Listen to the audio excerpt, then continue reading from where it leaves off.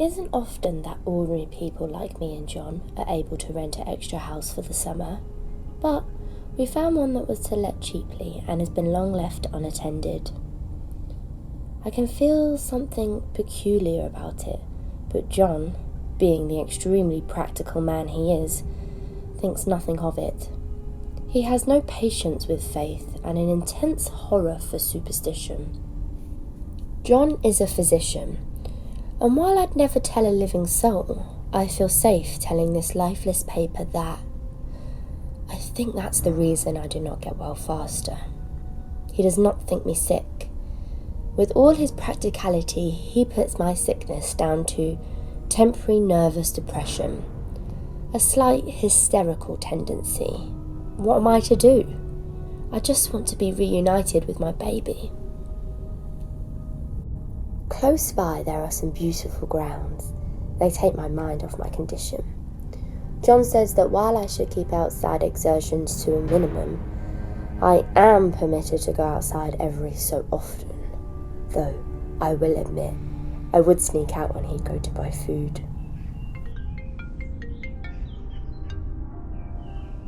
John? Yes, I'm fine. Yeah. I just wanted some fresh air. The room smells weird. Old. Just old.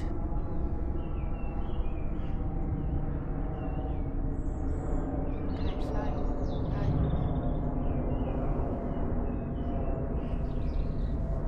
But you won't see me later. I never see anyone anymore. Ever since coming here, I've been brought my food while I'm asleep and left on my own. Apparently this is part of the healing process. Outside influences are kept to a minimum.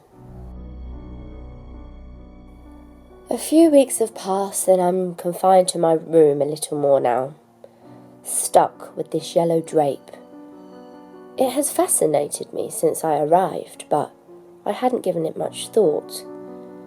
It has one of those sprawling, flamboyant patterns committing every artistic sin. It is dull enough to confuse the eye in following, pronounced enough to consistently irritate and provoke study, and when you follow the lame uncertain curves for a little distance, they suddenly commit suicide, plunge off at outrageous angles, destroy themselves in unheard of contradictions.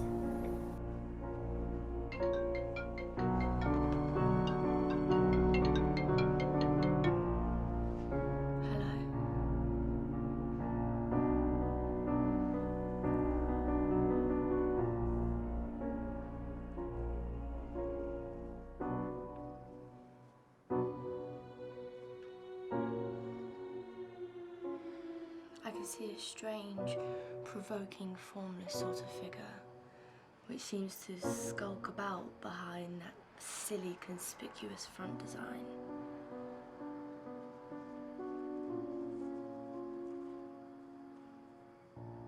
On the front of the drape in my room.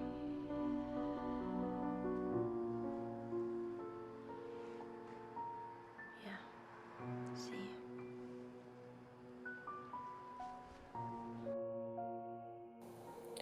There are things in the fabric that nobody knows but me, or ever will. Behind the outside pattern, the dim shapes get clearer every day. It's always the same shape, only very numerous. It is like a woman stooping down and creeping about behind the pattern. I don't like it a bit. I wonder. I begin to think, I wish John would take me away from here.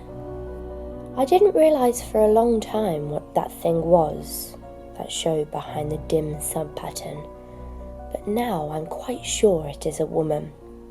By daylight she is subdued, quiet. I fancy it is the pattern that keeps her so still. It is so puzzling. It keeps me quiet by the hour. I lay down ever so much now.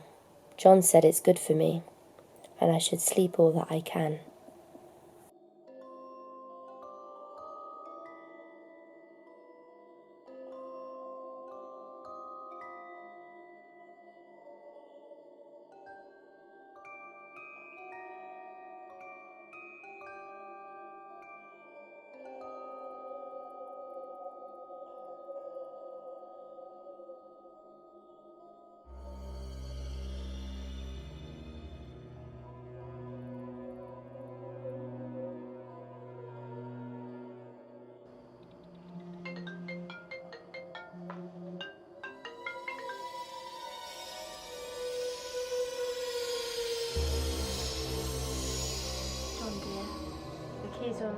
step underneath the leaves. I finally got out.